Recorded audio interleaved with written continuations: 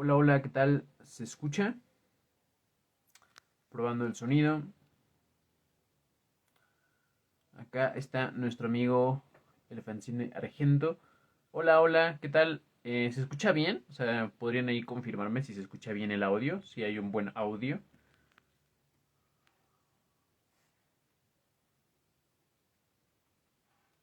Sí, sí, perfecto, genial. Estoy esperando. Ah, ya se sumó. Ya está. Fuerte y claro, perfecto. Qué bien que se escuche de manera efectiva. Hey, ¿cómo andás? ¿Todo bien? Bien, bien, bien. Bien, ¿cómo se escucha todo? ¿Buen audio? Perfecto, perfecto. Excelente. Placer, bueno, que podamos hablar. La verdad que te sigo mucho a vos, también mucho a Juan Felipe de Café Kioto, que no pude, le había dicho hoy, pero que es un excelente canal de análisis. De acá Argentina es uno de los más serios, si no el único más serio, por decirlo, porque los otros son un poco tendenciosos. Pero Sí, la sí, verdad que sí. hace un increíble. Juan Felipe está en Mendoza ahora sin señal, pero la próxima me dijo que se une, que le encanta. Excelente. Así que felicitaciones, porque nada, me gusta que le das un toque, lo que un buen divulgador debe hacer, darle un toque de entretenimiento, pero se nota que el contenido es muy elaborado. Acá hay Ah, otra antropóloga. ¿cómo están? Hola, hola, ¿cómo estás?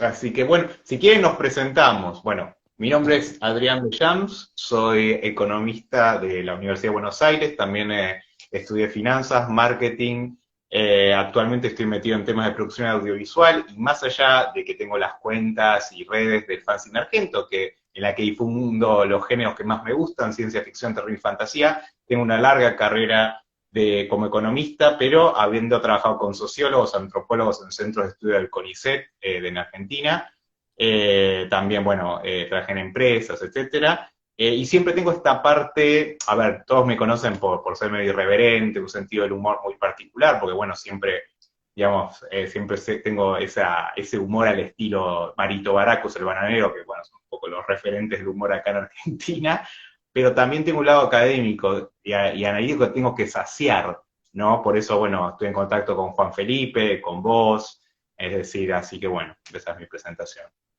Luli, Bueno, mi nombre es Lucila, soy antropóloga, en realidad oficialmente profesora de antropología. Ahora estoy haciendo la tesis para tener la licenciatura, carrera larga.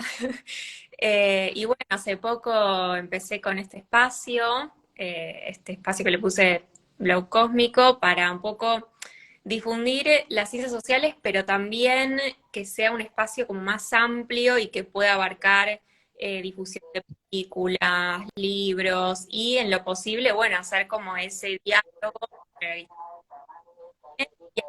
social, ¿no? También como para una herramienta para fortalecer lo que es el trabajo de divulgación. Un poco mi- Ya, genial.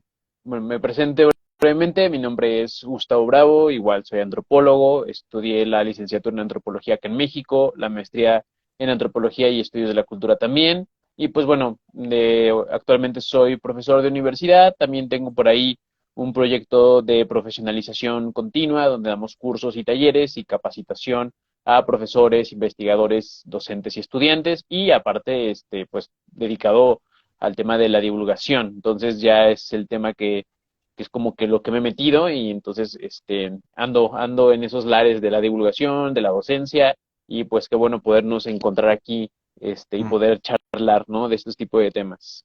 Sí. le estaba comentando a Gus que la divulgación es muy importante, porque así como a mí me pasa que yo trato de difundir, digamos, artistas que laburan los géneros que mencioné, ciencia ficción y terror, y yo lo que veo es que los artistas no tienen marketing, y lo mismo les pasa a los académicos, y el motivo es el mismo.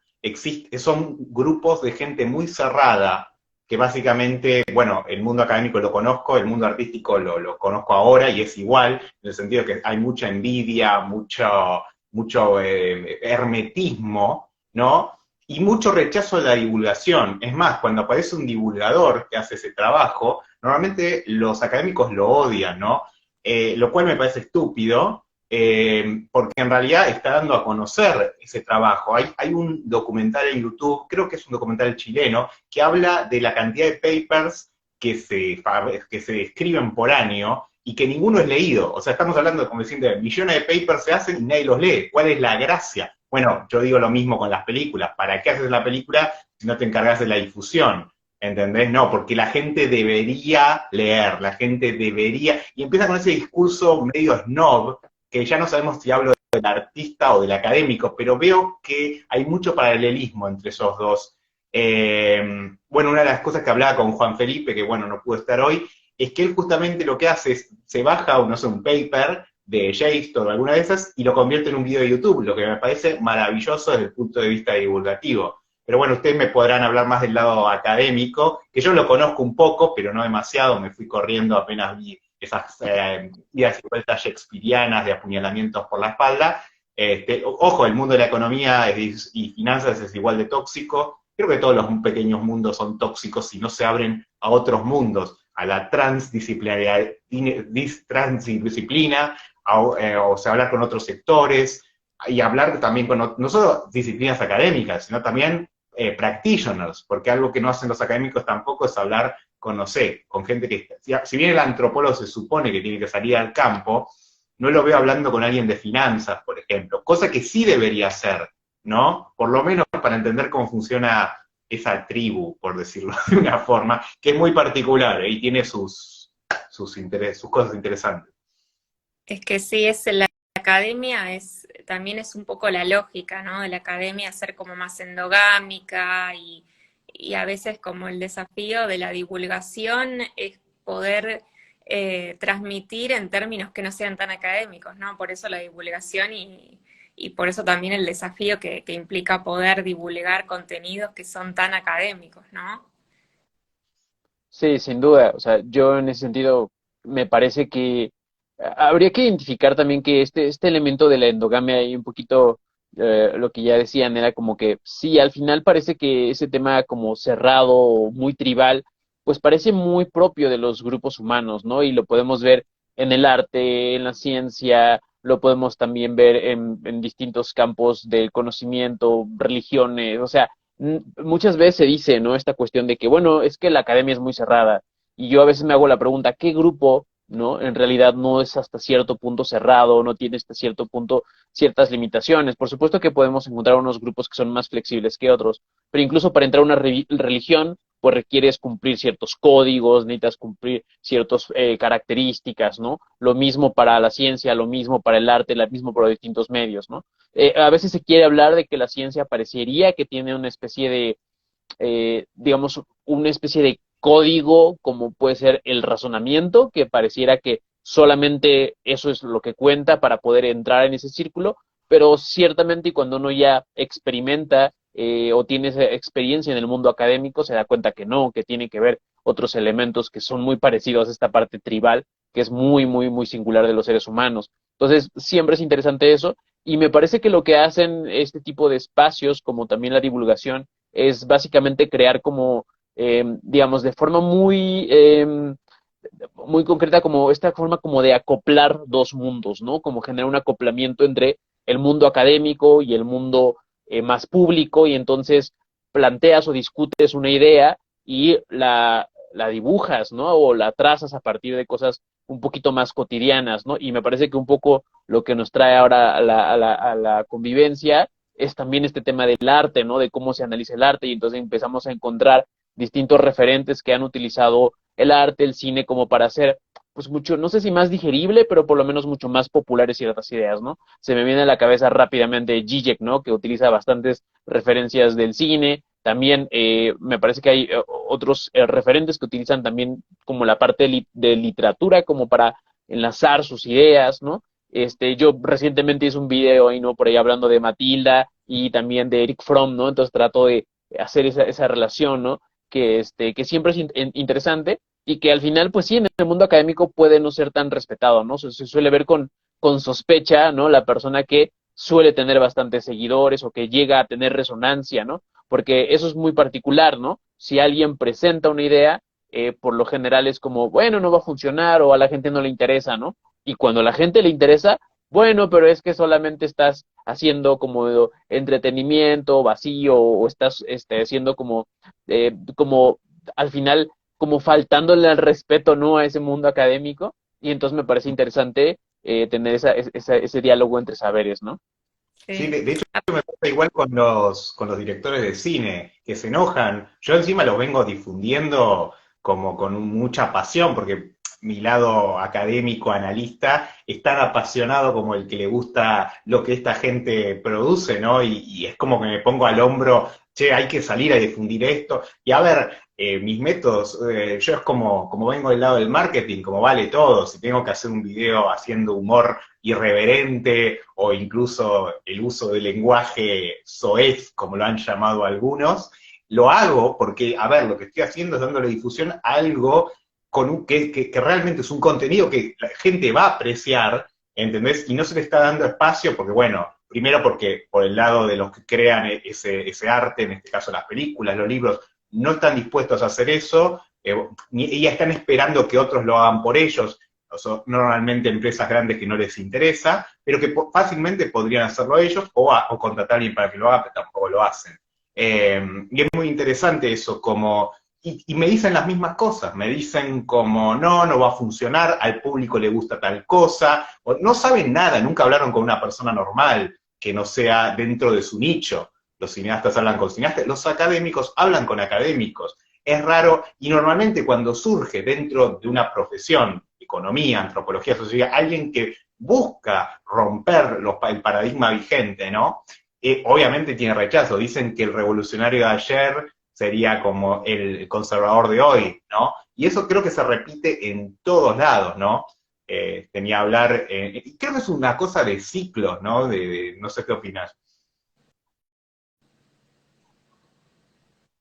Luli, perdón, ¿querías decir algo? No, no, no, quería decir algo también como que no olvidarse de que un poco el propósito, creo yo, de las ciencias sociales, las ciencias en general, es comunicarlo, ¿no? A la sociedad, que sea algo que pueda llegar y no quede encajonado, ¿no? Como que se olvida que no es producir conocimiento porque sí, sino producirlo para algo, ¿no? O sea, para un fin, para un propósito, que pueda ser útil y ser utilizado en políticas públicas, en distintos ámbitos, ¿no? Que les pueda servir. Entonces, por eso es que es tan importante generar estos espacios y el cine es algo que le gusta a tantas personas, algo tan familiar, tan cotidiano, que me parece que es una herramienta espectacular para acercarse a discusiones, ¿no? de las ciencias sociales. Sí, y me parece ahí que también, no sé, o sea, me pongo a pensar que muchas veces, ¿no? Se piensa, ¿no? Que solo hay una interpretación, ¿no? Del arte, ¿no? Y eso a veces también puede llevarnos a una idea como falsa de lo que puede ser el arte, ¿no? Que justamente el arte lo que permite es como múltiples reflexiones sobre distintos temas y ampliar la gama de posibilidades de cómo pensamos el mundo.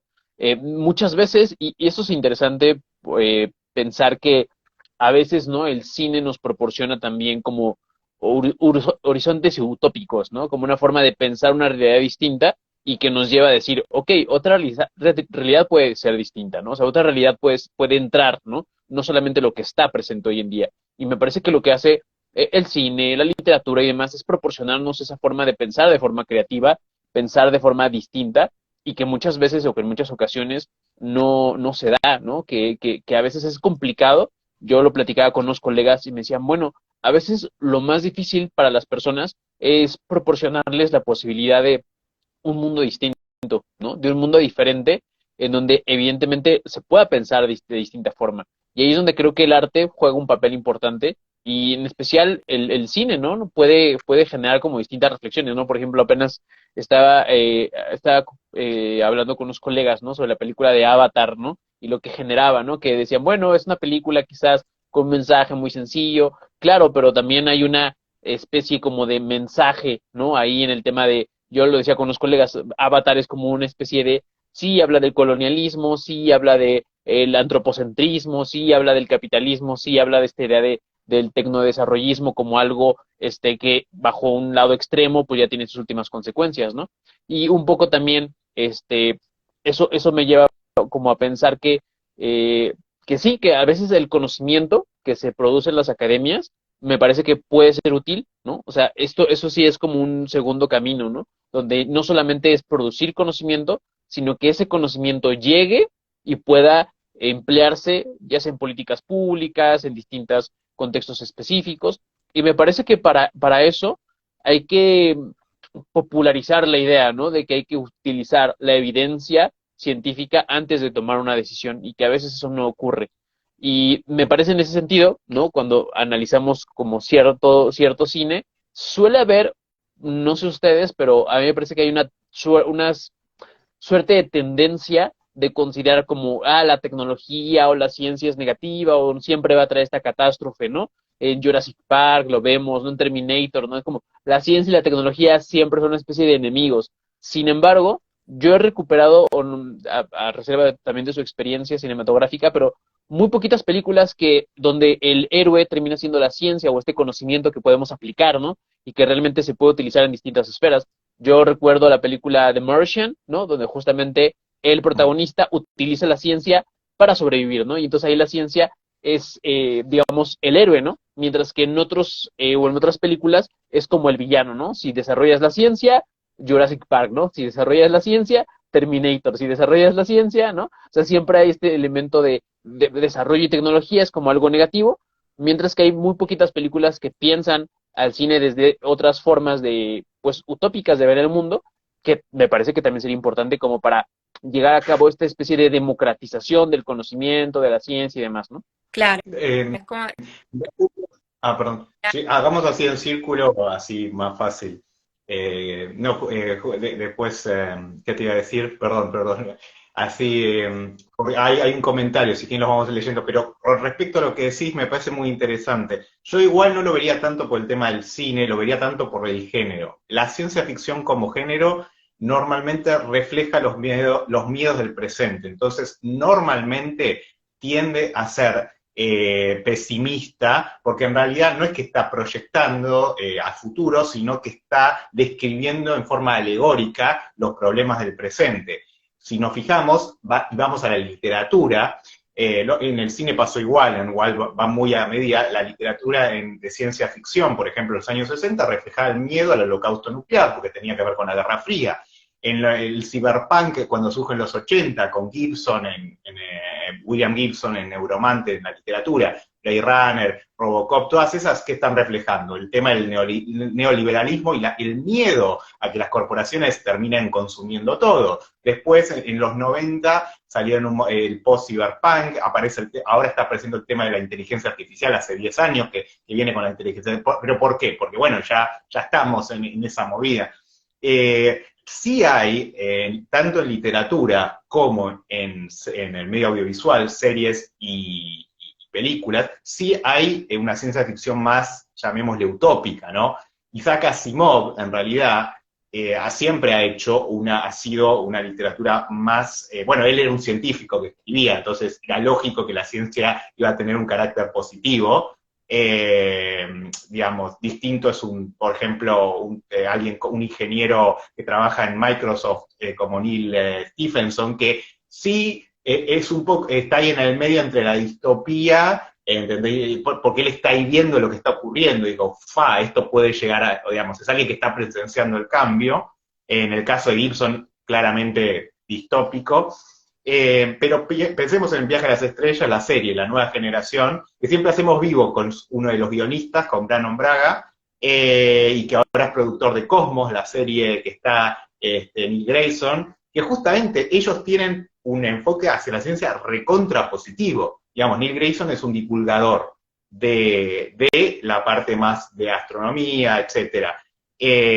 Y los guiones que hace Brannon en esa serie, como en The Orville, que es otra serie, si vos ves la serie, es totalmente se vive en una utopía, se vive como en el Viaje a la Estrella de la Nueva Generación. Y eso creo que tiene que ver también, desde qué lado ellos escriben más desde el lado del científico, ¿no? Obviamente, yo creo que un analista social, un sociólogo, un antropólogo, si se pone a escribir ciencia ficción, creo que sí va a ir para el lado más distópico, porque quizás lo ven, digamos, en cierta forma el físico tiene una idealización del tema de la ciencia, el sociólogo está pensando, bueno, si esto se usa mal, vamos a terminar mal, ¿no? Acá hay algún comentario, dice, la principal herramienta de todo artista, incluidos los cineastas, es la empatía, ¿cómo nos vamos a hablar con gente normal? Me refiero a que tanto los académicos como los artistas cineastas no hablan entre ellos. El cineasta habla con otros cineastas, con críticos, habla con festivales, pero, y normalmente, esto en la mayoría, con los cineastas con que he hablado, sobre todo del medio más snob, dicen, mis películas son para unos pocos, ahora no le interesa un trabajador que sale de una fábrica y dice, no, esta película no es para mí, eso consume el cine comercial, como lo llaman, a eso me refiero. Tienden a ese mismo esnobismo, el académico igual, es bastante snob. Perdón, sí, Luli. No, o sea, me parecía interesante esto que decías, que no se trata de criticar la ciencia y la tecnología, sino el uso que se hace de la ciencia y la tecnología, cómo lo usamos, los excesos, ¿no? Y creo también que es más común la distopía porque justamente yo creo que los discursos que tienen más poder son los que tienden a ensalzar, ¿no? Las virtudes de la ciencia, de la tecnología, hoy la inteligencia artificial que está tan en boga. Entonces, por eso creo que surge más como este descontento, esta crítica, ¿no? De ciertos artistas de querer alertar y decir, bueno, paren, o sea, ¿a dónde estamos yendo, no? Un poco eso es lo que se plantea con la ciencia ficción y la distopía, de empezar a extremizar una situación como para alertar sobre lo que está pasando ahora. Entonces, por eso creo que es más común hacer una crítica que ver quizás lo positivo. Sí, por ahí hay un comentario que decía, yo creo que el arte siempre ha sido una postura de rebeldía, pero jamás caeré en la pretensión de que puede ser vista desde una sola perspectiva. Poeta anarca justamente comenta esto, y a mí me parece interesante pensar el arte como una postura de rebeldía, porque justamente me parece que es donde en muchas ocasiones entra la mayor creatividad posible, ¿no? Y quizás incluso mayor libertad, ¿no? O sea, por ejemplo, no sé ustedes, ¿no? Digamos, los tres hemos estado experimentando en el mundo académico, pero claramente hay una diferencia entre hacer un ensayo o hacer una investigación o hacer una tesis, donde pues lo que buscas es el mayor rigor posible y otras posibilidades de escribir, ¿no? Por ejemplo, literatura, algún fanzine, alguna pequeña revista, alguna pequeña artículo, ¿no? Incluso jugar con distintos elementos que vayan más allá del rigor académico, y ahí es donde me parece que se permite una especie de rebeldía con uno mismo, ¿no? Decir, bueno, en un texto académico, formal, científico, no puedo escribir esto, pero quizás en un ensayo, quizás ya en una cuestión mucho más literaria, me puedo yo dar la libertad de englobar muchas de mis ideas y empezar por ahí a jugar en ese tipo de elementos, ¿no? Por ejemplo, hace, que será como unos 3 4 años, tuve la oportunidad de leer un libro de un colega que justamente pues da clases de metodología, es investigador y demás, pero justamente decidió escribir una novela donde hablaba, ¿no? Del contexto mexicano, de cómo pensar en futuros posibles, ¿no? Y entonces generó una especie de una novela, ¿no? A partir de distintos personajes, ¿no? Que buscaban como representar el cómo podría ser posible un México a partir de una, pues, digamos, como una salida del aparato estatal hegemónico y cómo se podría construir una, digamos, microutopía anarquista, ¿no? Cuáles son los elementos que podrían generarse a partir de la discusión, la reflexión, ¿no? La organización. Y eso es justamente pensar, ¿no? De forma distinta o disruptiva, porque te sales de los caminos más rigurosos y puedes experimentar con ese tipo de géneros. Entonces me parece que el arte tiene esa posibilidad de poder jugar con esas ideas, y por ahí también ponían un comentario que me pareció bastante interesante, ¿no? ¿Quién llegó primero a la luna, ¿no? ¿Julio Verne o la NASA, ¿no? En este sentido de, claro, porque quizás quien lo pensó, ¿no? Permitió generar estos espacios de creatividad de decir, bueno, si alguien lo pensó en ese momento, podría lograrse, ¿no? Y ahí es donde justamente creo que puede entrar esta parte disruptiva de lo que se está haciendo, ¿no? Y que también por ahí lo comentaban, no solamente caer en la instrumentalización de la ciencia como para verlo como algo que oprime, sino también algo que permite también la generación o la, digamos, materialización de la creatividad que veces viene del lado humano, ¿no? Claro. Mm. De hecho, hay dos procesos que actualmente yo diría que me preocupan y que en cierta forma termino yo reflejando en la parte de producción audiovisual en la que estoy ahora metido, que tiene que ver, uno, el proceso de canibalización del arte y el que en paralelo con la mercantilización de la educación. Un proceso que ya viene, que empezó desde hace 20, 30, 40 años con la precarización laboral, que son dos fenómenos que van a la par porque básicamente responden a que la lógica del mercado, de la generación, digamos, de rentabilidad, termina siempre, siempre generando ganancia a costa, con un costo social altísimo. O sea, primero decimos, bueno, a ver, en los 90 llegó el tema de la precarización laboral, con la idea de se terminó con los contratos de duración determinada, apareció el freelancismo, todo el discurso, vieron, de los emprendedores, se lo puede arrastrar a la década de los 90, y tengo una amiga socióloga que estudió en Alemania que rastreó todo, y en realidad el discurso del emprendedurismo, que es un discurso en realidad solo aplicable a gente de clase alta, porque como me decía un amigo, los emprendedores terminan en Palermo. Palermo es un barrio medio rico de la ciudad de Buenos Aires, diciendo que más allá de eso, olvídate, y también corresponde en un sector joven, de clase alta, el resto son emprendepobres, como han sido llamados, y se creen el mito, el mito de sí, ¿no? De ahí, bueno, sujeto a la industria de libros de autoayuda y ser millonario y todas esas pavadas, que bueno, la verdad son una especie de opio para seguir escondiendo un problema, pero ella pudo rastrear el discurso del emprendedurismo a todo el discurso, digamos, desarrollado por los think tanks en el consenso de Washington. Hay un libro también muy bueno que se llama Economic Hitman, como asesino a sueldo económico, que lo escribió una persona que de hecho trabajaba yendo desde Estados Unidos a los think tanks y universidades de Latinoamérica, normalmente asociadas con el pensamiento liberal, en Argentina la UCEMA, la DITER, etcétera, etcétera, sobre todo la UCEMA, y la Fundación Mediterráneo en Córdoba, que básicamente él decía, mi trabajo era ir y convencer a todos de este discurso, de que no hay que liberalizar el mercado, abrir el mercado afuera, hay que flexibilizar el trabajo, nótese, precarizar, ¿entendés? El tipo dice, yo sabía que esto era cualquier cosa y que no servía para nada, pero la idea era transmitir eso y para darle legitimidad a las políticas que se van a aplicar, porque claro, si decís, no, vamos a aplicar una política que va a hacer que la gente, aumente el desempleo del 5 al 18%, nadie te va a decir, ok, pero si aparece un economista con corbata, con voz engolada por la televisión, diciéndote que esto es científico y que está respaldado por datos, bueno, ahí la gente va a hacer caso. En mi experiencia trabajando con datos, es que los datos, si los torturás lo suficiente, te dicen lo que querés escuchar. Que justamente, o sea, la verdad que es un chiste afirmar los datos. Bueno, la idea es cómo interpretás esos datos, ¿no?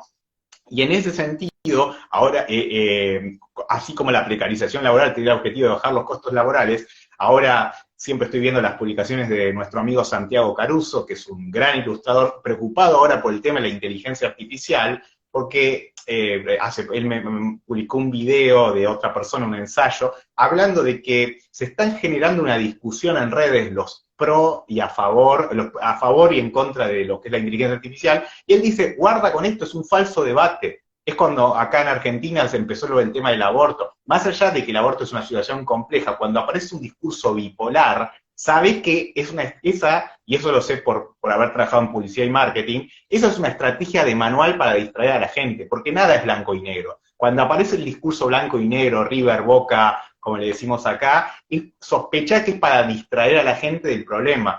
Y justamente lo que decía del ensayo es que sí, muy lindo todo, lo de la inteligencia artificial, esto, lo otro, pero detrás de todo esto alguien se está llenando de plata. Sabelo, ¿entendés? Sabelo que es por eso. ¿Entendés? Entonces, bueno, nada, pensé en esos dos, en este momento esos dos, el arte justamente y el tema.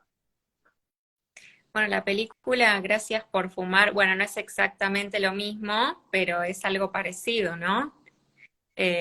Como que plantea esto, manipulación, lo fácil que es manipular a las personas con la retórica, toda esa cuestión, ¿no? De cómo se manejan los lobistas, los think tanks.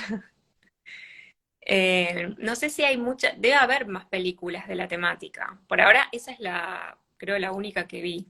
Gracias por fumar, búsquenla. Es un lobista que defiende las tabacaleras y es un cínico a más no poder. El tipo entra a un programa de televisión, todos lo miran como hijo de puta, vos defendés a las tabacaleras y a los 10 minutos da vuelta a todo.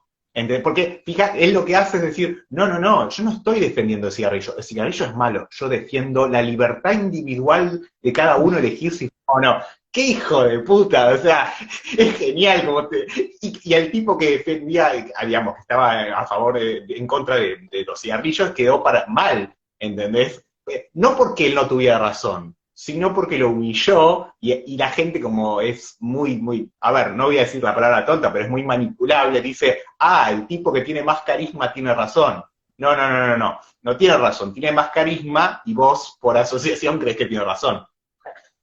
Sí, de hecho ahorita que en México está esta polémica porque justamente ha habido como medidas más estrictas para no para la prohibición del cigarrillo, pero sí para su venta, ¿no? Que antes era como, ya desde hace muchos años aquí ya no hay publicidad de cigarrillos, pero ahora a eso se quiere sumar de que los cigarrillos ya no estén expuestos, ¿no? En los lugares de venta. O sea, que los puedes pedir, sí, pero ya no los exhiben, ¿no? Y entonces había mucha gente que debatía si eso coartaba o no coartaba la libertad, ¿no?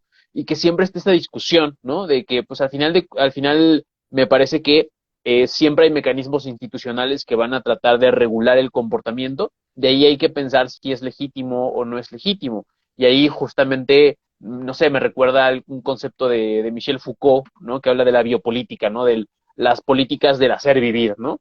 Y dice, mientras que hay un capitalismo que ya está más allá en unas necropolíticas, que básicamente es hacer morir, ¿no? Las biopolíticas todavía tienen que ver con tratar de hacer que las personas sean más sanas para que pues sean trabajadores sanos. O sea, obviamente en este tipo de discursos, como bien se plantean, no es algo ni bueno ni malo en sí mismo, ¿no? Sino más bien hay que ver toda la dimensión y por supuesto que podemos decir que es positivo que se esté procurando la salud de los ciudadanos. Por otra parte, la procuración de la salud tiene que ver con el hacer vivir, pero es una biopolítica que hace que pues personas más sanas también sean trabajadores mucho más disponibles, y entonces ahí es donde me parece que está la discusión, ¿no?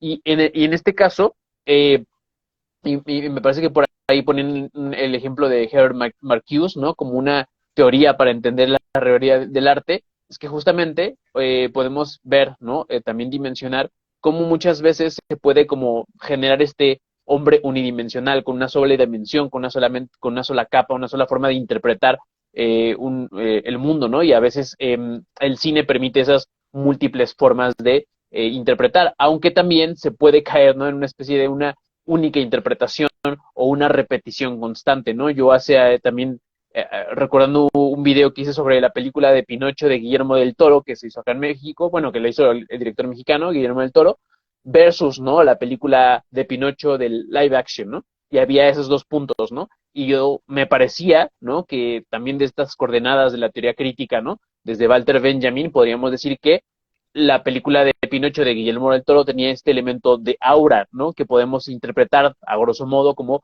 autenticidad, ¿no? O una especie de que es auténtica en lo que está presentando. Mientras que la otra película era una repetición de lo que ya habíamos visto antes y vuelve a repetir y vuelve a repetir. Y que no sé ustedes, pero me parece que en los live action de Disney tienen esta tendencia de estarse repitiendo constantemente, ¿no? De ya lo hice, lo vuelve a hacer, pero con mejor tecnología, ¿no?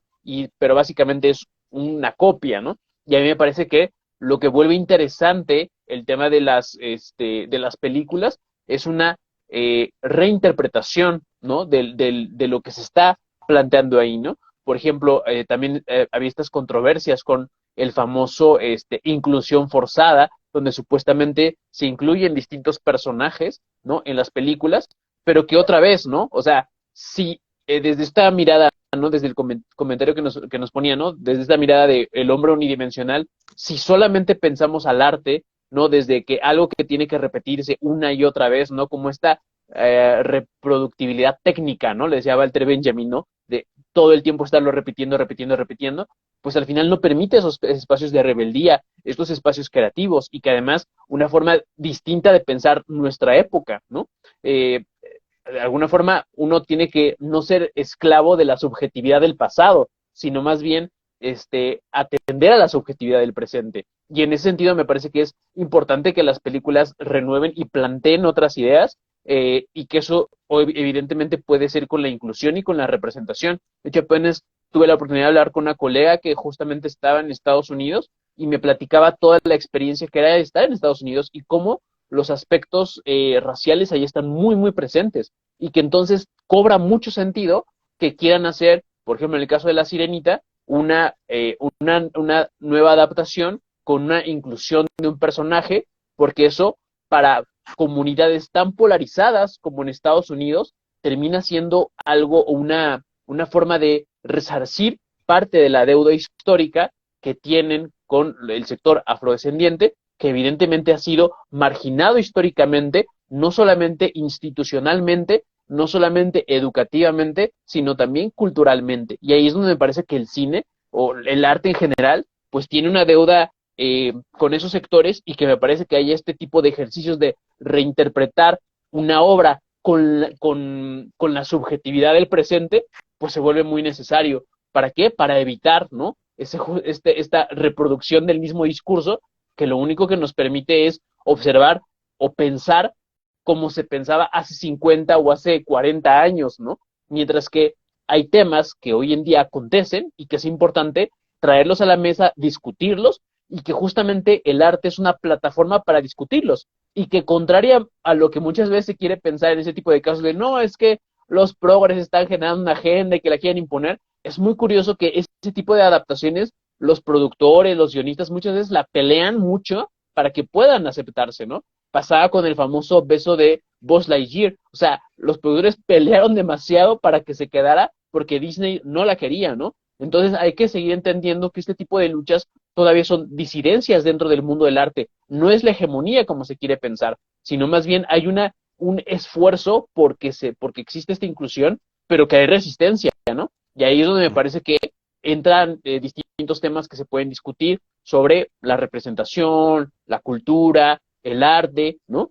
Y que si solamente seguimos repitiendo las mismas ideas una y otra vez, pues se vuelve esta reproductividad técnica, quitándole por un lado la autenticidad a las películas y por otro lado imposibilitándonos a pensar de una forma distinta, porque si pensamos con la subjetividad de las películas de antaño, estamos pensando con los horizontes éticos, morales y culturales de hace décadas, ¿no? Y eso evidentemente nos imposibilita o nos dificulta pensar otras formas de organización social, que es lo que yo decía al inicio, ¿no? Al final, el arte tiene esa función de provocarnos a pensar otros posibles mundos, ¿no? Tanto el arte, la literatura, o sea, todo eso lo que engloba, ¿no? Que a mí me gusta mucho, ¿no? Esta paráfrasis que utiliza Eduardo Galeano cuando dice, bueno, las utopías no sirven para caminar porque nunca las vamos a alcanzar, pero justamente hay que tenerlas para saber hacia dónde irnos, ¿no? Si no, lo último, lo que nos queda es estar estáticos, ¿no? Y eso me parece que también que pues puede ser contraproducente. Sí, decís algo muy interesante. Bueno, justo Disney es el ejemplo máximo digamos, de mercantilismo, es el ejemplo máximo de canibalismo del arte, porque bueno, a ver, es una empresa que lo que busca es hacer ganancia al máximo, y si tiene que salir con un discurso más o menos, digamos, acorde a las tendencias o los temas que están en el momento, lo va a hacer, no porque tenga una intención real de cambiar las cosas, sino porque básicamente quiere acomodarse a los tiempos. De hecho, hay un video muy interesante del Quetzal, donde analiza el caso de Buzz Lightyear, que básicamente los parques están en Orlando, Florida. Florida es un estado gobernado por un gobernador sumamente republicano, de derecha, de valores conservadores. Entonces, en Disney no le conviene ir con la movida progre, entre comillas, como dicen el discurso ahora medio libertario, que es básicamente otro think tank digamos, de muchas de estas empresas, que no le conviene para nada. O sea, porque si hace eso, el gobernador de donde están los parques, de donde salen todas las ganancias de Disney, va a ir para atrás. Por eso es esto de que los directores tenían que pelear. Y si lo dejan así nomás. Ahora, incluso si lo hicieran porque pudieran, tampoco lo harían por de buenos o nada. Y ahí está el tema. No tiene que ser, digamos, el hecho de que, en primer lugar, el tema del racismo en los Estados Unidos no va a cambiar porque Disney se ponga a hacer esto de, primero lo de la inclusión forzada me parece una estupidez, es parte del discurso neoliberalismo que ahora repiten muchos así como loros sin pensarlo, es una forma de simplificar algo mucho más complejo. Pero lo cierto es que aunque Disney se ponga a hacerlo en esta forma, no va a cambiar el hecho de que Estados Unidos es una sociedad con muchos problemas sociales y raciales, y que el cambio real de eso va a venir por otro lado, porque también tenemos que pensar que si el arte justamente tiene que revolucionar en el sentido de que tiene que provocar, ¿entendés? Yo no veo nada de provocativo en lo que hace Disney. Sí, hay millones de youtubers, digamos, de que dicen, no, la inclusión forzada, pero en el mundo real, no en las redes, que no es el mundo real, la verdad es que nada cambia aunque se haga eso. El cambio justamente va a venir de la acción, digamos, y ahí es donde el arte entra, pero el artista tiene que ir justamente, tiene que ser justamente un rebelde, o sea, alguien que ya trabaja para Disney, o mismo Disney haciendo eso, no sirve para nada, porque justamente Disney representa el status quo, digamos, lo que está haciendo es absorbiendo esa parte de rebeldía y la termina internalizando, y entonces ya está, acabó de mercantilizar la inclusión social, acabó de mercantilizar la lucha contra el racismo, porque en realidad eso es lo que está vendiendo. Entonces, yo no sé hasta el punto lo llamaría arte. Lo mismo ocurre con la política. Acá en Argentina, bueno, yo siempre trato, a ver, de dar un discurso lo que sería crítico, y obviamente me terminan puteando los de izquierda, los de derecha, como decía. Eso debe ser que, como decía, creo que Camus, que esté haciendo bien las cosas cuando te putean de ambos lados, porque básicamente muchos de los artistas acá, debido a que recibieron una cuantiosa cantidad de subsidios durante los primeros 10 años del gobierno acá kirchnerista, se volvieron ultra fanáticos. Y eso hizo que básicamente estuvieran como siempre defendiendo ese modelo, básicamente por una cuestión de que, están defendiendo el arte. No, lo están haciendo por para ganar, digamos, para ganar votos, porque justamente se tienen el apoyo de los artistas que llegan a un público en general, eso va a garantizar los votos. Debían haberlo hecho con los influencers, pero bueno, supongo que antes de la internet eran los artistas a los que tenías que cooptar. Pero bueno, más allá de eso, el otro día leí un trabajo, un ensayo literario que decía que justamente el verdadero artista es el que se opone a ese tipo de, cuando algo es justamente hegemónico, cuando dice no, hay que oponerse a la hegemonía, no sé qué, pero yo le decía a muchos amigos que estaban medio lavados del cerebro, al estilo La Ola, pero vos sos la hegemonía, esto es la hegemonía, ¿entendés? Vos lo que deberías es cuestionar lo que te están haciendo, porque a vos te están haciendo lo de La Ola, y cuando yo digo eso, pero vos sos un facho de derecha, o sos del otro partido de enfrente, no, los otros también son, digamos, el discurso del otro lado, pero vos ya estás cegado por esto y no te das cuenta de lo que está pasando, así, y viste La Ola, o sea, la viste al pedo, o sea, porque te están haciendo lo mismo. Con eso estoy diciendo que justamente el rol del arte es importantísimo para plantear todo eso, pero no puede venir de Disney, justamente porque ya está totalmente ahí, si está ahí es porque ya están lucrando con las luchas sociales, ¿entendés? Es como, porque ese es un poco el sistema de defensa, es como un poco, el otro día hablábamos de la teoría sistémica y la cibernética, que justamente cuando se integra la variable al sistema, ya está, la variable deja de ser una anomalía, y el artista en todo caso, como un ser rebelde, tiene que estar siempre fuera de ese sistema y ser una anomalía. Si es parte de eso, ya está, ¿entendés? Por eso te digo, para mí todas las discusiones de inclusión que se dan por internet, de sí y no, que siempre son bipolares, esto lo aprendí en publicidad, siempre sospechar una discusión blanco y negro bipolar de dos posiciones. Es una falsa discusión creada de antemano. Porque nos evita pensar en forma compleja. Y ahí está el tema. No sé vos, Luli, ¿qué pensás? No, sí, estoy de acuerdo de que el arte debería, bueno, no, el arte es muchas cosas, es súper complejo, no es que tiene que ser algo normativo, que el arte siempre tiene que hacer lo mismo, pero es interesante pensar en cómo un gesto realmente disruptivo es muy difícil que venga de una empresa como Disney, que representa la total hegemonía, ¿no? En todo sentido. Y se me ocurrían ejemplos, por ejemplo, que eran súper disruptivos, como la película Freaks, eh, de 1932, de Todd Browning, no sé si la viste, Gux, que es una película que trata sobre un circo donde trabajan personas con alguna deformidad física y el director lo que está haciendo todo el tiempo es tratar de invertir la imagen negativa o de monstruo, ¿no? Que se tiene sobre estas personas. Y claro, vos la ves y hasta uno se siente la disrupción pura, ¿no? Como que hasta uno le cuesta ver la película y ver la propuesta del director. Pero son como ese tipo de películas que buscan realmente como incomodar, como subvertir, no sé, o hasta puedo pensar en la película de Parasite, de este director que se me fue el nombre, del surcoreano, que son películas que hacen algo distinto, ¿no? Que hacen una propuesta distinta. Eh, eh, no sé qué ejemplo de película de hoy que sea así como...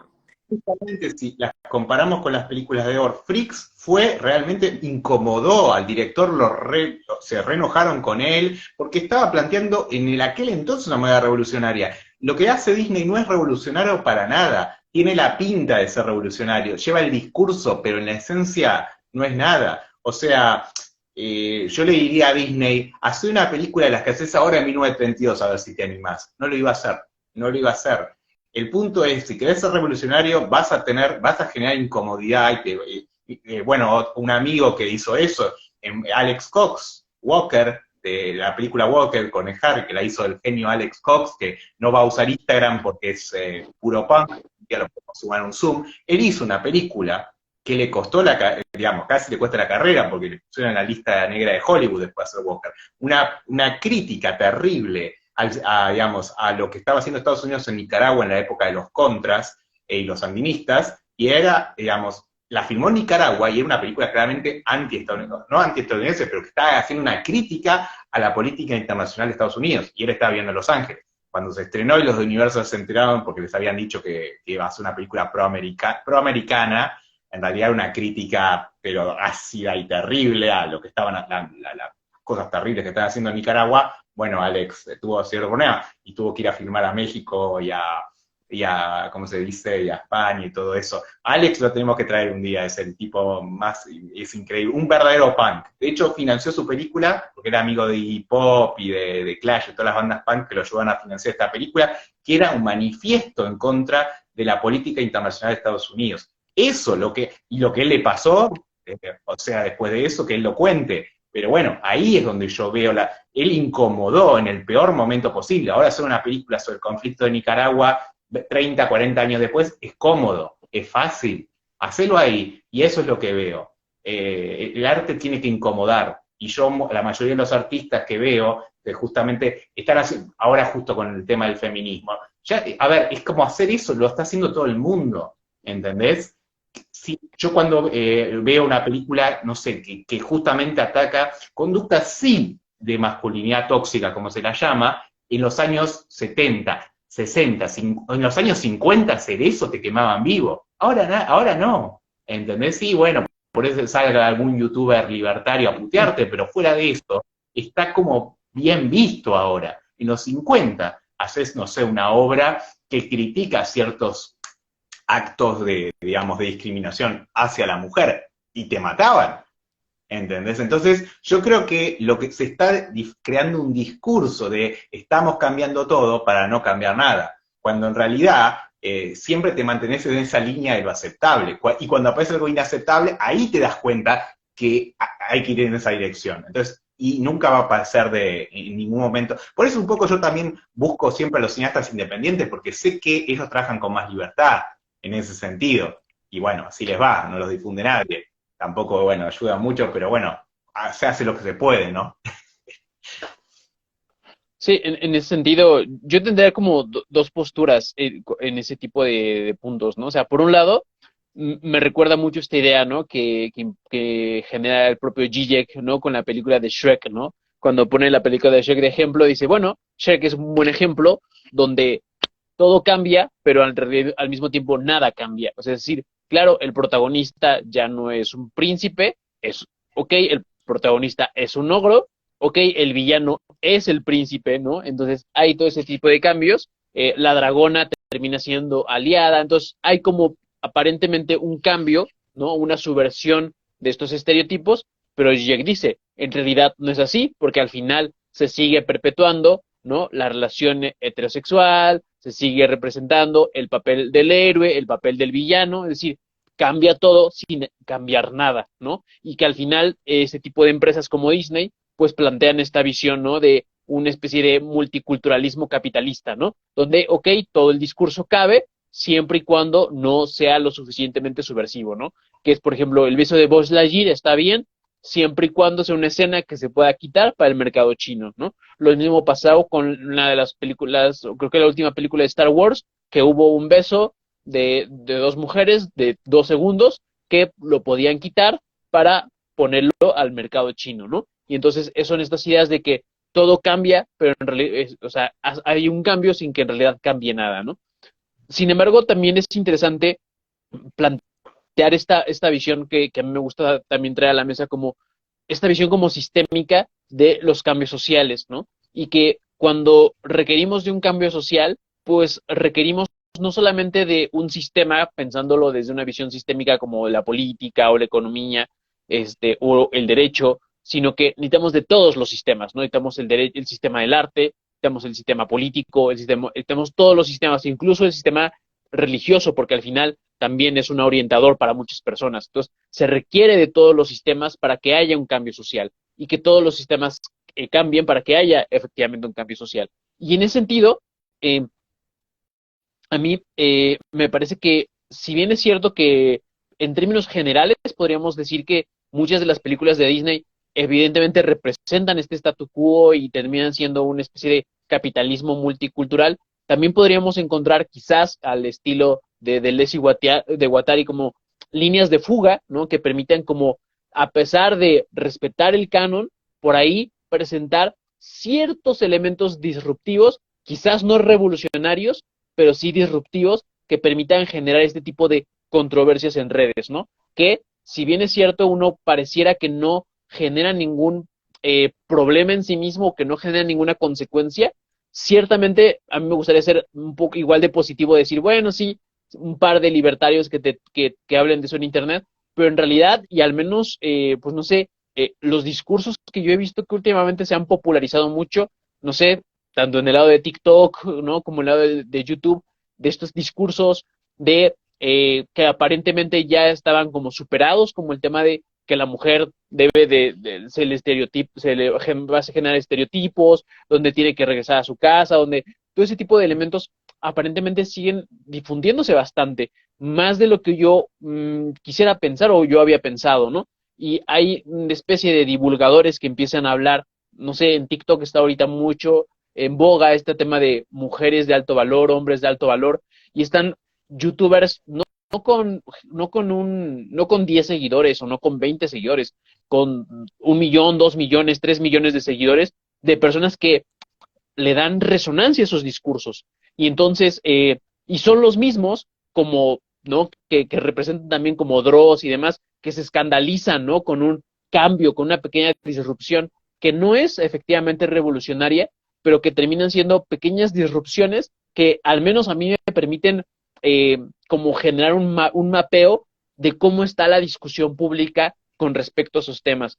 Y al menos mi análisis es que aparentemente son temas que ya no deberían generar problemáticas, pero que por alguna extraña razón lo siguen haciendo, ¿no? Y que entonces el tema de hablar de masculinidad tóxica parece no ser revolucionario, parece ser que ya no tendría tanta importancia o que no sería tan necesario. Sin embargo, cuando yo veo la resonancia de estos discursos, de esta amplitud de personas que reproducen estas ideas, porque ese mismo tipo de influencers dan cursos y talleres a hombres que se van y se meten en ese tipo de cursos y talleres, a mí me parece que sí se vuelve quizás no necesario, pero me parece que sí genera una especie de termómetro cultural para saber en dónde está posicionado la discusión, y desgraciadamente sí hay este tipo de discusiones, y que me parece que a partir de la proliferación de estos personajes como Agustín Laje y demás,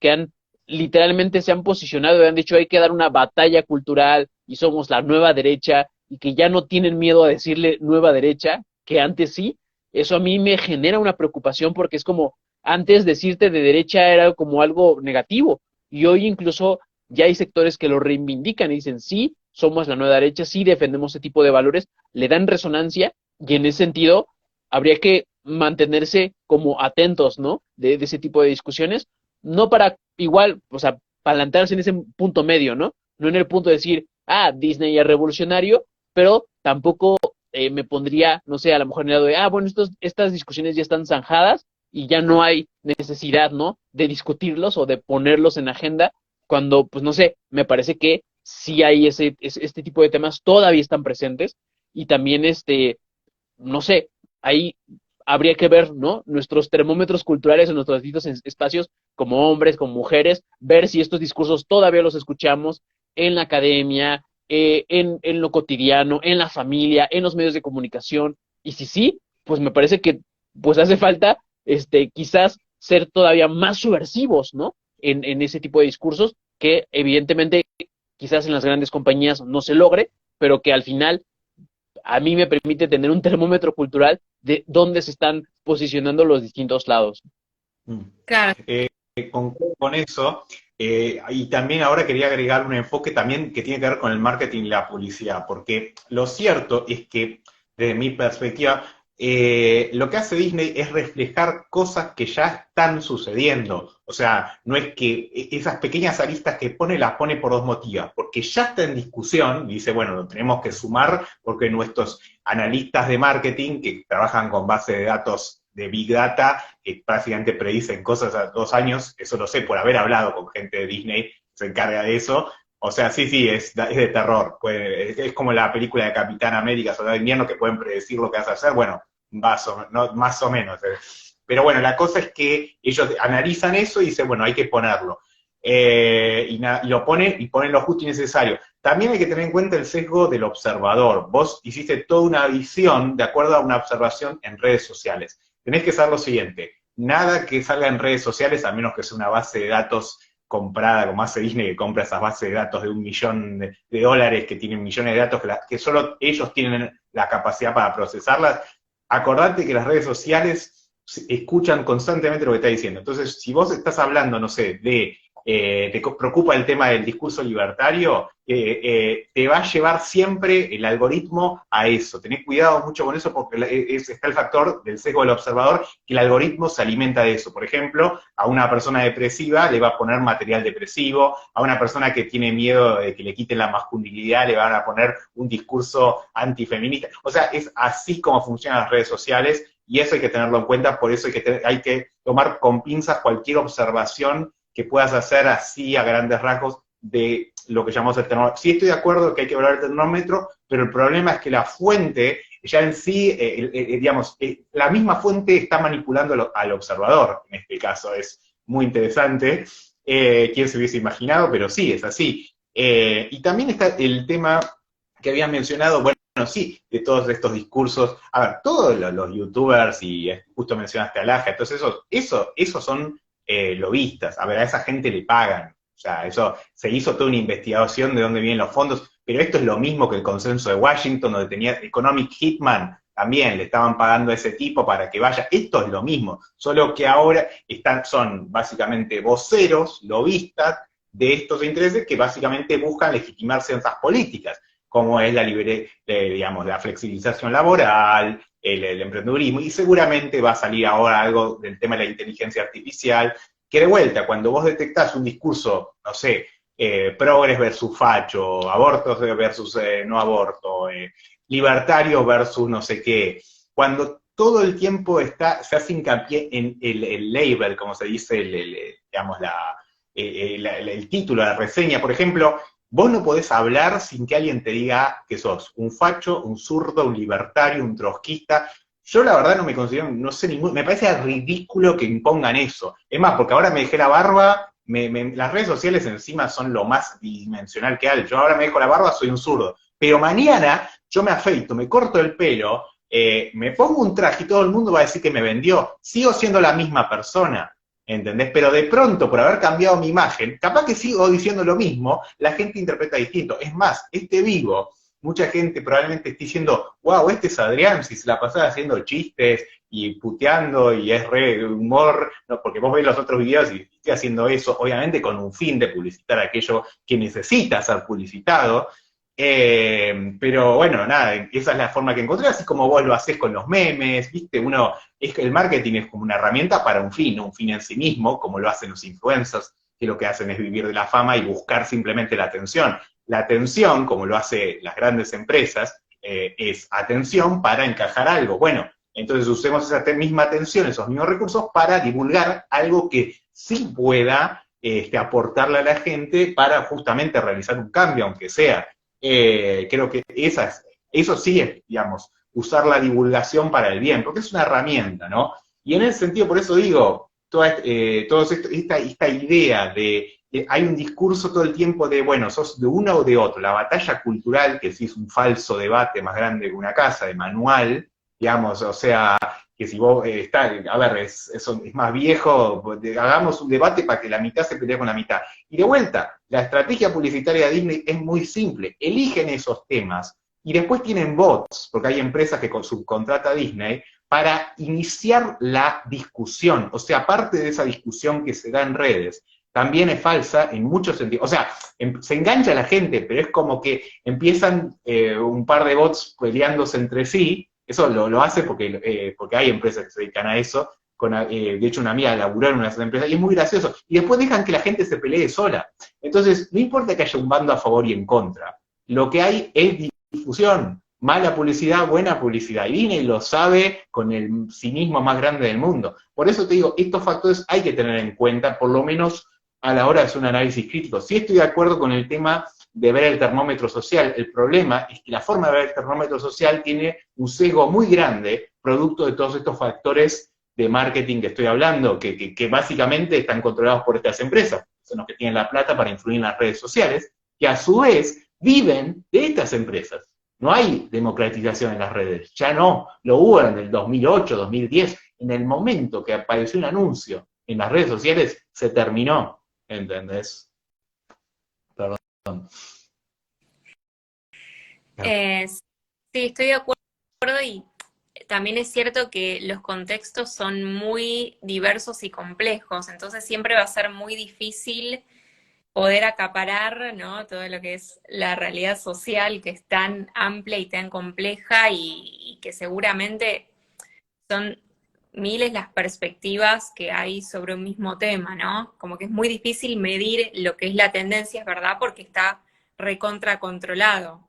Pero bueno, yo creo que también lo que, lo que está en discusión un poco es no tanto qué tema, sino de nuevo, cómo, qué formato, cómo divulgamos un tema, cómo transmitimos este mensaje. Usemos siempre los mismos mecanismos, simplemente poniendo a un actor de tal etnia, de tal comunidad para generar inclusión o cómo generamos inclusión, ¿no? ¿Qué herramientas, con qué formatos poder generar un cambio, ¿no?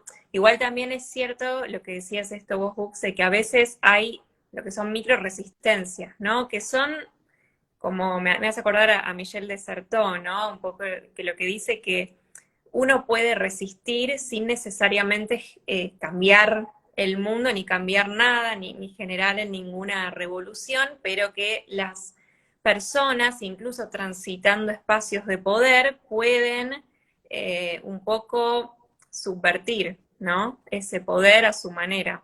Entonces ahí está un poco la complejidad de lo que es la subversión y la resistencia. Pero bueno, yo creo que también es eso, ¿no? Empezar a ver con qué formatos, tanto en el cine como en la divulgación, ¿no? Porque son dos cosas distintas, pero que creo que siempre necesitan como buscar nuevas herramientas, ¿no?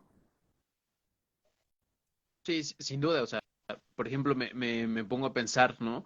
Justamente, por un lado, ¿no? Tenemos estos dos como puntos, ¿no? Que pueden haber como estas micro resistencias, ¿no? Como espacios de subversión, ¿no? Que aunque no lo permitan del todo, pues hay como estas pequeñas líneas de fuga, ¿no? Por otro lado, evidentemente, ¿no? Hay que ver, ¿no? Este sesgo, ¿no? Esto al final, uno analiza el mundo y, claro, ¿no? Al final hay como le llama Sigmund Bauman, ¿no? Como cámaras de eco, ¿no? Donde uno siempre escucha la resonancia de lo que uno está como escuchando y retomando, ¿no? Y uno lo va escuchando, ¿no? Ya después, o sea, me parece que eso sí sería importante, ¿no? Contrastarlo, ¿no? Ya con lo que estamos viendo, ¿no? Ya cuando vemos como fenómenos muy concretos, ¿no?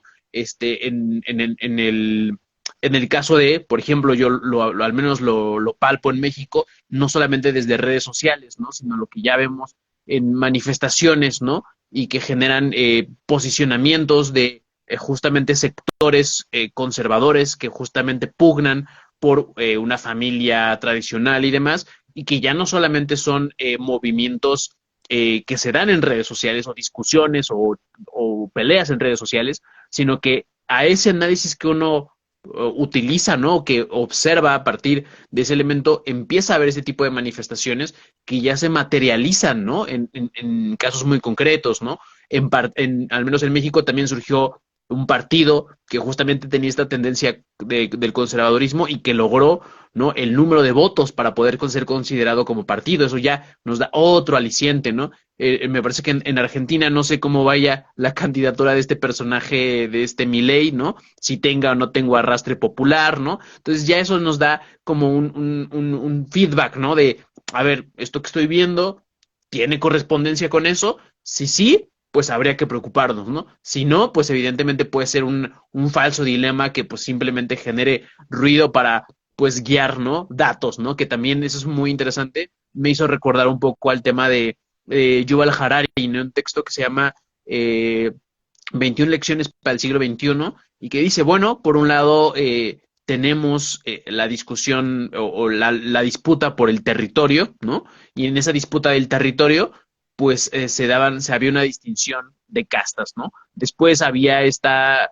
lucha por el tema de los medios de producción y lo que generó es una lucha de clases, ¿no? Y ahora lo que estamos teniendo es una lucha ya no por el territorio, ya no por los medios de producción, sino por los datos, ¿no? Y Yuval Harari plantea la idea de que eso puede haber una lucha, pues incluso entre especies, ¿no? Ya a un grado de quiénes son los que pueden acceder a los datos y quiénes no pueden acceder a los datos.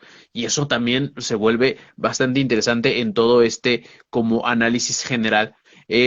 Creo que también ahí es donde creo que puede entrar un poco retomando lo que decíamos al inicio con el tema de la ciencia ficción, de cómo la ciencia ficción nos permite como repasar, nos permite analizar todo ese tema de estos tipos de la tecnología, ¿no? Que por ejemplo, hace ratito ponen un comentario sobre el tema del transhumanismo, sobre cómo se está transitando en estos debates tanto de la ética, de la moral, y cómo, pues justamente el tema de la tecnología, de los datos, lo plantean.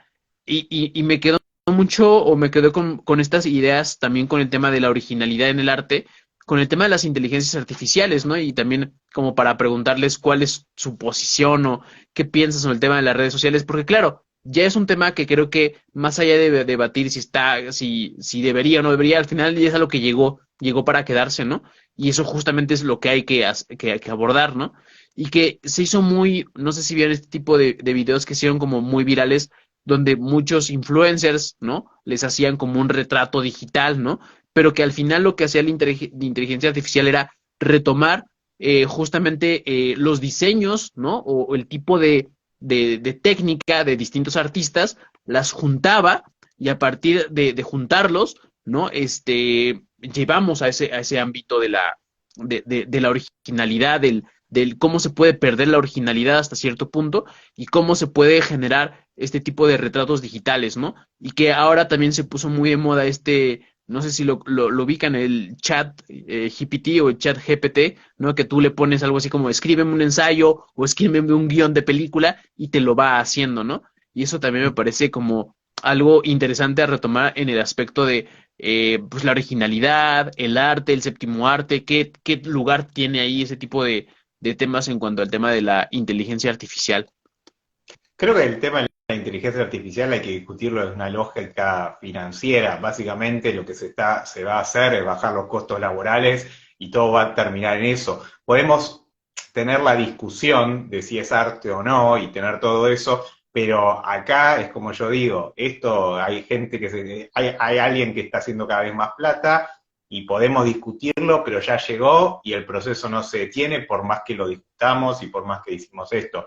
Me parece interesante la charla, pero si queremos entender el proceso no lo podemos, tenemos que ir como más para atrás y entenderlo desde una lógica de rentabilidad, ¿no? Porque básicamente eso es lo que es. Vos preguntabas lo de acá, lo de Milei, sí, se está dando en Argentina y en toda Latinoamérica un crecimiento, sí, de los partidos llamados de derecha, ultraderecha, etcétera, pero esto tiene que ver precisamente con la estrategia del falso debate. La estrategia de un falso debate está hecha justamente para favorecer una posición. Se crea un hombre de paja, un enemigo imaginario, en el caso de la batalla cultural son los progres que quieren cambiar nuestro costo de vida, y se empieza así a convencer a un sector de la población de ciertos ideales que, así como hacía el de Gracias por Fumar, para defender la libertad, que en realidad no, lo que quieren es que la gente compre cigarrillos, les importa un carajo la libertad y todo eso. Bueno, estos también defienden el tema de la libertad. Lo que quieren es convencer a un sector frustrado. Acá en Argentina, por ejemplo, tengo un montón de amigos que están, la mayoría son freelancers, clase media baja y media que apenas subsiste, y todos están apoyando justamente las políticas de estos libertarios, no sé qué, abogando por la libertad, por la meritocracia. A ver, todo bien, pero son gente que no llega a fin de mes, y los representantes, digamos, los lobistas que representan esta postura, en primer lugar, son de súper clase alta, la mayoría de ellos, les están pagando por eso, y las políticas que devienen de lo que ellos en realidad están recomiendo van a justamente perjudicar a todo este sector que los están apoyando, ¿no? Como ocurrió en el consenso de Washington, que acá todos apoyaron las medidas de flexibilización laboral, diciendo que iba a aumentar la productividad, un sector pequeño se pudo ir a Miami, a Disney, y el resto cayó en el desempleo, en la precarización, como ocurrió en los 90. Es el mismo ciclo que se está repitiendo con otras caras más jóvenes, porque se avivaron que poner a un viejo de 80 hablando de economía no es tan atractivo que poner una chica linda defendiendo la libertad, defendiendo las políticas neoliberales en nombre de la libertad, como es esta chica de Guatemala o qué sé yo, porque bueno, obviamente el sexo vende, eso, ¿no? Te guste o no, es así, y no va a cambiar, no va a cambiar. Así que, pero bueno, le están usando todo el marketing que pueden para hacer esto. En ese sentido, el falso debate es esa estrategia, es decir, bueno, creamos un falso debate con un hombre de paja, digámosle los progres que quieren feminizar a nuestros hijos, lo que sea, que no existe realmente. Es como cuando decís la famosa frase, go broke, ¿cómo era? Go woke, go broke, que no existe porque ninguna película de Disney da pérdidas, eso es una estupidez. O sea, y si da pérdida una, en el conjunto da ganancia. Es lo que se llama, bueno, lo que se calcula las empresas grandes es el tema de la ganancia total, porque te explico, si vos tenés un grupo económico, un grupo económico puede ser alguien que tenga, no sé, empresas dentro del sector textil, dentro del sector mediático, dentro del sector y capaz que uno de esos grupos pierde plata siempre, ¿entendés? Pero en el conjunto ganan, y el sector que pierde plata tiene la función de alimentar a los otros. Esto es básicamente lo mismo. Pero bueno, volviendo al tema de lo que planteaste, la inteligencia artificial, de vuelta, yo siempre trato de evitar eso de, bueno, a ver, sí, hay que discutir, ahora la discusión es ética, ¿se puede o no se puede? Bueno, pero ya está, y hay gente que está lucrando, y hasta que la legislación pueda detener un poco esto, ya está, eso no se va a detener, porque además la legislación está controlada por los lobistas. Disney se la pasó modificando la legislación antitrust desde hace 80 años para poder comprar lo que quisiera. ¿Entendés? Me encanta porque siempre justamente los libertarios hablan del discurso de la libre competencia, pero no existe la libre competencia. Vivimos en un mundo totalmente oligopólico. Entonces, ¿de qué libre competencia me hablan? ¿De qué meritocracia me hablan cuando en realidad todos se van ayudando entre amigos? En el sector financiero, tengo un amigo, por ejemplo, que trabaja para una picadora de carne, que es una empresa, una consultora llamada McKinsey, que es una de las más principales, y él me contaba que, bueno, él salió de una universidad muy acá, muy de clase alta en Austral, y él creía en todo el discurso de la meritocracia, y decía, no, el sector público solo es por amiguismo, no, no, no, no, el sector privado también. Porque había todo un examen para entrar dificilísimo, que de, no sé, 500 entraron 10, de los cuales 2 eran, uno él, que fue, entre comillas, por mérito, y los otros 8 eran por acomodo. Y dentro de la compañía, los ascensos también estaban dados por eso, en una super empresa financiera. Entonces, ¿de qué meritocracia me estás hablando? ¿Entendés? Entonces, ¿y de qué nivel de competencia me estás hablando? Entonces, bueno, nada, un poco para redondear esa idea. Perdón. Sí, yo creo que la inteligencia artificial y este tema va a salir alguna película, porque es algo que, bueno, que Que ya está pegado. salió, creo que ya salió. Hay una película de una muñeca, ¿no? Que es como un Ah, robot y no sé si la han visto. Yo no la he visto, no pero la vi, pero es de terror, ¿no? No, o sea, yo de esa película lo que destaco es la campaña de marketing. Tenés que poner un bailecito para que se viralice en TikTok para promocionar tu película. Atentos, cineastas independientes, pongan un bailecito de así, boludo, y ya con eso venden la película. La gente se engancha con cosas así.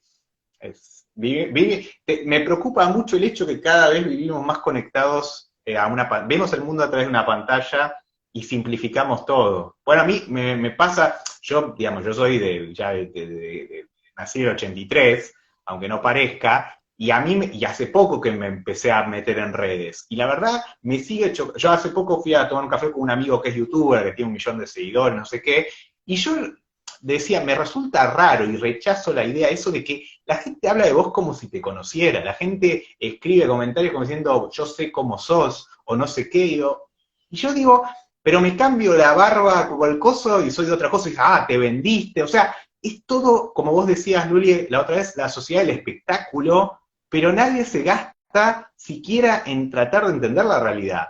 Entonces, en la medida, yo creo que más allá de la inteligencia artificial, lo grave es que estamos viendo el mundo a través de esto. Ya no vemos el mundo real, ya no nos gastamos porque eso lleva tiempo, hay un costo. Entonces, es más fácil y cada vez nos volvemos más, nos da más fiaca investigar. El otro día estaba hablando de que la gente que es más fácil entrar a Facebook y scrollear, que por ejemplo la gente que realmente quiere informarse paga por la información, como siempre ha sido así. Por ejemplo, si te fijas, algunos medios, no estoy diciendo que sean los mejores, porque son algunos tienen, obviamente, como todos los medios tienen tendencia, no sé, y Economy, vos pagás por los artículos, porque, no sé, si yo trabajo para The Economist, por decirte o cualquier otra, de cualquier ideología, lo que sea, si yo no puedo trabajar gratis, y el trabajo de investigar, de hacer toda esa investigación cualitativa, cuantitativa, ¿entendés? Alguien me tiene que pagar, entonces todo lo que se accede gratuitamente, eso es Soma de Adux Huxley de Mundo Feliz.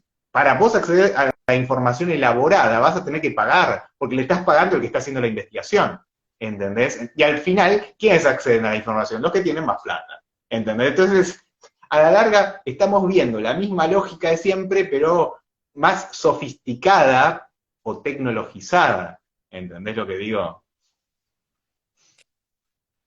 Bueno, No.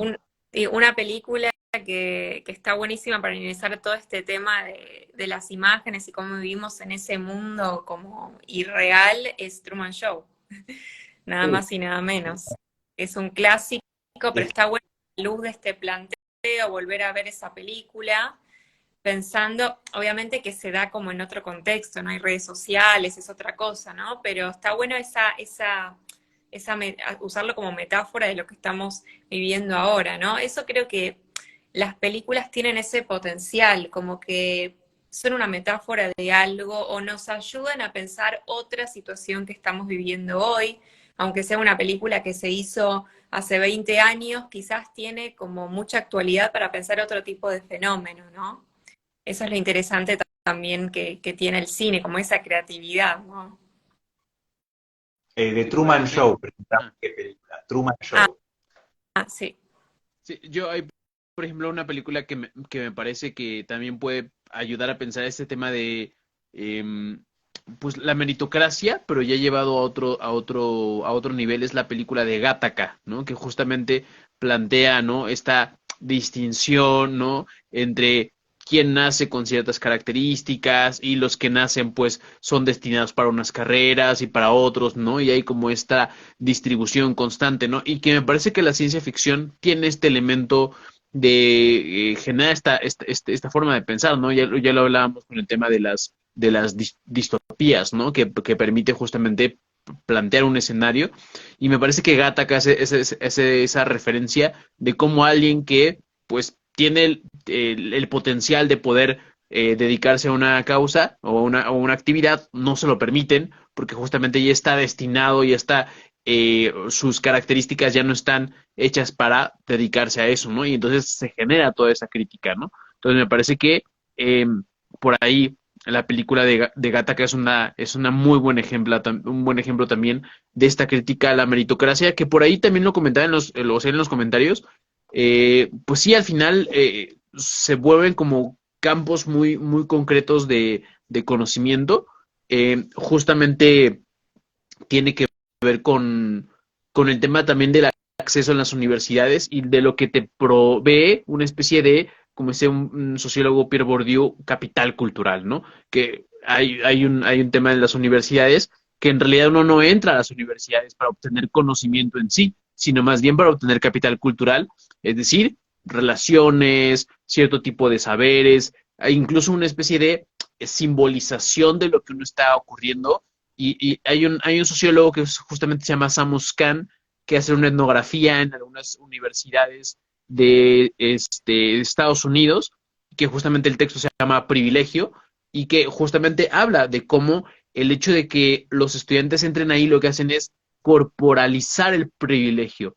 Por eso muchas veces no son conscientes de eso. Por eso cuando defienden estas ideas de la meritocracia, de estas ideas de no, yo puedo superarme y demás, no es simplemente que estén mal informados, ¿no? Sino que ya lo han corporalizado, lo han vivido, ya se vuelve parte de su cultura y por lo tanto lo reproducen. Y por eso es más difícil hacer que cambien de postura. No solamente basta con darle un dato y decir, ah, mira, es falso, porque como es su modo de vida, su estilo de vida, de eso depende su sentido de mundo, pues evidentemente se vuelve complicado que se resistan, ¿no?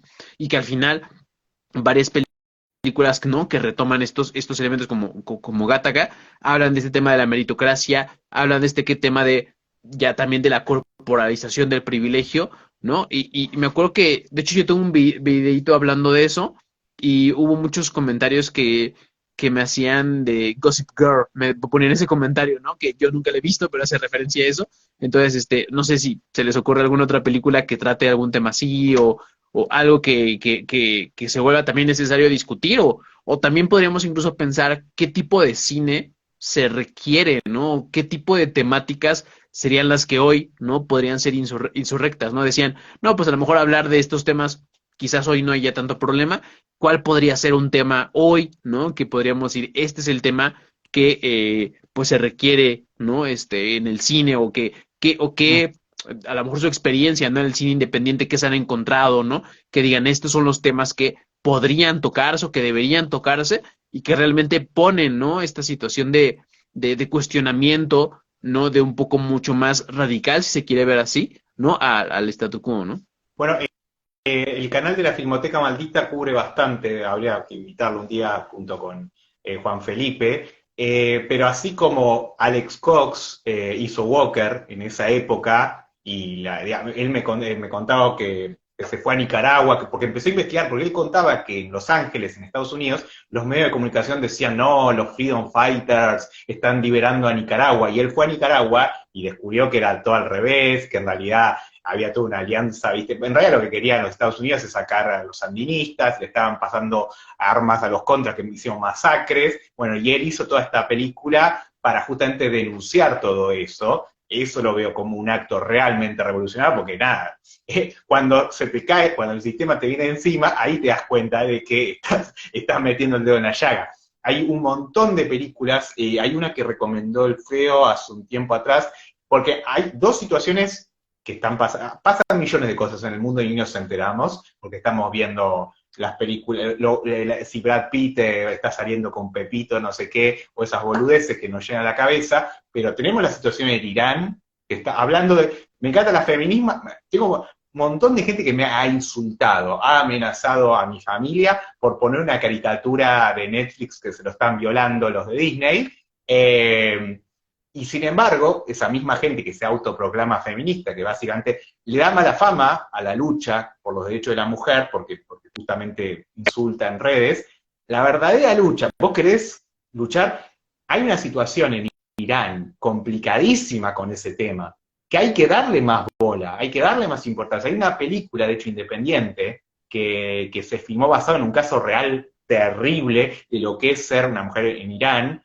de lo que ocurre. Está en el canal de la Filmoteca Maldita, fíjense, uno de los últimos videos habla de esa película basada en un caso real, que es terrible lo que te muestra. Lo peor es que es un caso real realmente. Y también, bueno, por eso te digo, eso ahí yo recomendaría ese tema. Y de vuelta, si realmente vos no te conviertas en un, digamos, porque yo creo que las redes también son un soma en el mundo feliz, porque todos nos creemos que cambiamos el mundo insultando a alguien que no sé, que pone una caricatura así un poco grotesca, ¿no te gusta mi humor? Bueno, sí, hay muchos de tus seguidores que quizás después me insulten por si publico algo así, pero lo que digo es, no te fijes en eso, ¿entendés? No pierdas tiempo en eso, ¿entendés? Pensá lo importante, mirá la situación en Irán, mirá lo que está pasando con los rusos en Ucrania, de vuelta tengo un montón de amigos rusos y también ucranianos con los que hablo, hay una situación ahí que está teniendo lugar, ¿entendés? Entonces, el dedo en la llaga es, andá a Irán y andá a hacer un informe sobre eso. Eso sería meter el dedo en la llaga. Por ejemplo, no es lo único, es lo que yo me enteré, y debe haber millones de cosas más. Justamente, como decía Alex, yo no sabía lo que estaba pasando en Nicaragua, me tuve que ir hasta allá para hacer la película, ¿entendés? Bueno, unos locos hermosos son esa gente. Justamente, por ahí mañana hago un Zoom con el productor, Lorenzo Bryan, que yo le dije, usted, vos y Alex, les tenemos que hacer una estatua por lo que hicieron. Me dijo, sí, fue una hazaña, me decía Lorenzo, ¿entendés? Pero realmente hubo una intención, no solo de hacer un cine muy bueno, Alex es un cineasta prodigioso, sino realmente de sacudir un poco lo que estaba pasando en ese momento. Así como lo fueron muchas películas que durante el conflicto de Irak denunciaron cosas de lo Irak. Así como durante la crisis financiera, este documental que ganó el Oscar, Inside Job, puso un poco, denunció todas las prácticas. La crisis financiera no fue producto del mercado, fueron 4 tipos que nada, se querían hacer plata y hicieron mierda todo a costa de, de todo el resto de la sociedad, ¿no? Pero bueno, ahí mencioné un par, no recuerdo el nombre de esta película iraní, pero en el canal de la Filmoteca ahí lo pueden encontrar. Y hay una que siempre voy a recomendar, un poco porque es lo que yo hablo de mi experiencia acá en redes, Rent a Pal, y hay un análisis también de la Filmoteca Maldita y de otros canales que analizan, es un tipo que en los 90 alquila un videocassette de un tipo que le habla y le dice, hola, ¿cómo estás? Bien. Y el tipo, como está muy solo, se siente muy solo, empieza, al principio no lo toma en serio, y después empieza a hablar con el video, ¿entendés? Brian, el actor, es amigo mío y estamos en un proyecto Armar para un corto, pero yo siento eso cuando la gente se pone a hablar conmigo a través de un video. No está hablando conmigo, ve el video donde yo digo, o no sé, digo, hago un chiste o aparezco sacado. Capaz que yo no soy real hasta donde yo sé. ¿Entendés lo que te digo? Vos querés conocerme, juntémonos a tomar un café, hagamos un Zoom, hagamos una videollamada. Pero la gente es como esa película. Véanla, Rent a Pal, y mándenle sus saludos a Brian ahí, que es un buen tipo.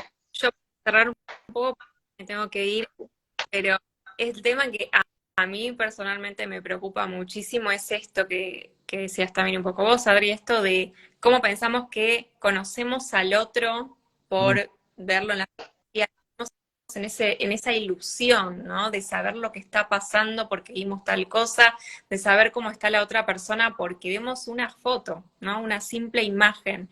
Y yo creo que eso se tiene que tratar más, porque está bien, existe Black Mirror, se han hecho algunas películas, pero no siento que sea un tema que se haya tratado lo suficiente y que se haya tratado bien, ¿no? Porque realmente pasa todos los días, o sea, pensemos que nuestra vida cotidiana está completamente invadida por la pantalla, por la imagen, entonces me parece fundamental que se haga más cine donde se retrate el peligro. O sea, obviamente que las redes tienen su parte buena, o sea, nosotros estamos acá dialogando y debatiendo en las redes sociales, depende cómo se lo use, pero bueno, la realidad es que veo la parte negativa, suelo ver la parte negativa o la parte como más peligrosa, si se quiere, ¿no? Entonces a mí como que me inquieta mucho esa parte de las redes y las imágenes y de cómo pensamos que es el otro y cómo construimos, ¿no? Esa imagen del otro. Y bueno, me gustaría que haya más, capaz que lo hay sin independiente, pero reconozco que no conozco demasiado, ¿no? Sí, yo igual también para cerrar, pues yo haría dos recomendaciones, ¿no? De cine mexicano, que una, o sea, sí me parece que en su momento sí fue muy insurrecta, porque de hecho fue prohibida, no la dejaron exhibir por mucho tiempo en cine mexicano, que fue en el año 1968, que fue cuando ocurrió la masacre de los estudiantes, y que la película se llama Rojo Amanecer, probablemente la conozcan, y si no, la recomiendo mucho, y esa película pues justamente denuncia lo que ocurrió en la masacre del 68 y que fue prohibida justamente en esos años, ¿no? Ahorita evidentemente ya es más fácil de ver y de encontrar, pero en su momento fue muy difícil de ver. Y la otra es una actual, que es una especie como tipo documental que está en Netflix, que se llama Ruido, y que justamente documenta a una madre que pues está buscando a su hija, ¿no? Y que va como planteando toda esta cuestión de los aspectos de desaparecidos, ¿no? Y que pues en México el tema pues de los feminicidios y demás está muy presente y que pues justamente va retratando la perspectiva de una madre buscando a su hija, ¿no? Y que creo que eso también es un tema, al menos acá en México, muy sensible y que a mí me parece pertinente que pues se toquen ese tipo de temas, quizás no sea lo más insurrecto posible, pero ya que se empiecen a tocar ese tipo de temas en el cotidiano, pues me parece que se vuelve necesario para que se genere discusión y pues también genere de alguna forma más presión en las autoridades, porque sí es un tema muy sensible aquí. Entonces serían como las dos recomendaciones que yo haría como de estas películas incómodas, ¿no? Porque en ese sentido creo que todos compartimos esa idea de el arte, el cine que incomoda, también es el que pues genera una reflexión quizás un poco más profunda y nos saca, ¿no? De estos blockbusters masivos y que pues tampoco son películas tan taquilleras, ¿no? Que sean tan vistas, ¿no? Entonces creo que se ven buenas recomendaciones y yo me quedaría hasta ahí. Hubo una serie del 68 que se llamaba Un extraño enemigo, ¿puede ser? ¿Serie mexicana? Sí la escuché, pero esa serie es más reciente. La verdad, esa no la he visto, no la he visto. Porque ahí actúa Alex. Alex hace del malo de la CIA, porque le Ah, parecía ok. divertido. Jefe de la Entonces CIA, justo. le daré un vistazo. Sí, sí, sí. O sea, pero bueno, che, gracias a los dos. La verdad que no, hace tiempo que no disfrutaba una buena charla. Necesitaba satisfacer mis inquietudes académicas. Pues siempre estoy pelotudeando en redes. Bueno, la próxima ¿Quieren hacerlo? Yo que por mí hagámoslo todos los viernes, si quieren, o si quieren una vez cada cuánto, invitemos gente. Me parece un buen espacio para ir. Ah, si podés dejar grabado en tu Instagram el vivo, así lo bajamos y lo subimos a YouTube, que se puede hacer eso. Ah, Así, perfecto. porque creo que la charla fue, no sé a vos qué te pareció, Gus. Sí, muy buena. Creo que se discutió muchos temas. Ahí estuvimos hablando de varios puntos, ¿no? Pero al final regresamos, ¿no? Al tema del cine. Y eso fue lo interesante, ¿no? Entonces sí, yo acá lo grabo, va a estar en mi Instagram y también obviamente se los comparto o lo subimos a YouTube para que pues, sea también más accesible. Y podemos así irnos rotando, ¿no? Hacerlos en distintas cuentas para pues ir como haciendo secuencias, ¿no? Ya sea que cada viernes, un viernes sí, un viernes no, ahí podemos hacerlo y también si nos acompaña Café Kioto, pues ya nos sumamos más y lo hacemos más en grande. De hecho, le podemos invitar a Alex, que ahora tiene un podcast, es un personaje, él nos puede contar solo de Nicaragua. No, ahí, cuando te llega la carta de amenaza, ahí sabes que estás haciendo algo incómodo. Pero, ¿qué te iba a decir? Gracias por el espacio, y sí, dale, hagámoslo, porque la verdad que está buenísimo, y bueno, Bien, nos dicen que metamos. hablemos de anime. ¿De anime? Sí, aguante. Ah, Me encanta. Ghost Hay in Sí, the... que, hay para que, un segundo capítulo podemos hablar de anime. Sí, podemos hablar de genial. un anime específico a partir de una temática social, no sé, como diríamos Paranoia Agent con la histeria colectiva o Experiment Series Lane, en lo que se adelantó a lo que estamos viviendo ahora, que me parece una serie, pero profética. Qué Bueno, cosa. Así que bueno, gracias, Que estén bien, Gus, gracias. chao. Aaron. Nos vemos.